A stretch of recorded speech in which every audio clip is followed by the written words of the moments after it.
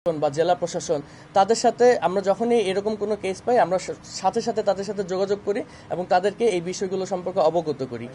এটি আসলে সরকারের পক্ষ থেকেই এই উদ্যোগটি নিতে হবে যাতে এই তালিকাটি একদম স্বচ্ছ এবং সম্পূর্ণ ভালো একটি প্রক্রিয়াতে হয়, যার কারণে সরকারের যে বিভাগগুলো আছে সেই বিভাগগুলো আমরা আমাদের থেকে যেই পরামর্শগুলো আছে সেগুলো প্রতিনিয়ত দিয়ে যাচ্ছি এবং আশা করছি খুব দ্রুতই এই সমস্যার সমাধান হবে। হ্যাঁ, ইতিমধ্যেই ফাউন্ডেশন থেকে প্রায় 4 জনের মতন এরকম মানুষ পাওয়া গিয়েছে যারা ভুয়া MIS এর সাথে জড়িত এবং তাদেরকে ইতিমধ্যেই আইনের সম্মুখীন করানো হয়েছে। Thank you. ও আর সকলকে আপনাদের সকলকে ঈদের শুভেচ্ছা জানাচ্ছি। এই ঈদটি আমাদের জন্য আসলে নর্মাল ঈদ না।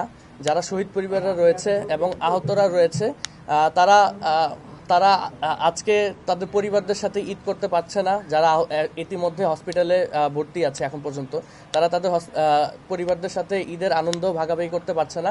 তো আমার দেশবাসীর কাছে এবং আপনাদের সকলের কাছে এই আহ্বান থাকবে, সকলেই যে যার যার জায়গা থেকে এইবারের ঈদে এই শহীদ এবং আহতদের পাশে দাঁড়াবেন এবং তাদের সাথে নিজেদের কিছুটা সময় হলো স্পেন্ড করবেন, যাতে করে তারা এটা উপলব্ধি করতে পারে যে এই পুরো বাংলাদেশটি তাদের পরিবার। তারা যেটার জন্য তাদের ত্যাগ স্বীকার করেছে, বাংলাদেশ তাদের ত্যাগের মূল্য দিয়েছে এবং পুরো বাংলাদেশ একসাথে তাদের পাশে রয়েছে। ধন্যবাদ।